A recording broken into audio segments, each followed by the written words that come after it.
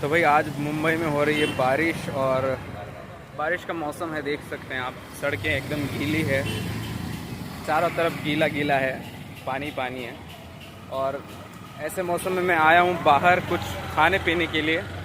आज मन नहीं हो रहा था कुछ खाना बनाने का, तो सोचा बाहर जाके कुछ खा लूँ। बाहर आया, मैंने छोले भटूरे लिए, मुझे अच्छे लगते थे, मैंने सोचा आज खा लेता हूँ। बट वो बहुत गंदे थे यार, सारा मूड ख़राब हो गया उनको खा के। तो अगली बार से नहीं खाएंगे यहाँ पे। बाकी आप देख सकते हैं पूरा अभी थोड़ी सी बंद है, तो बस यार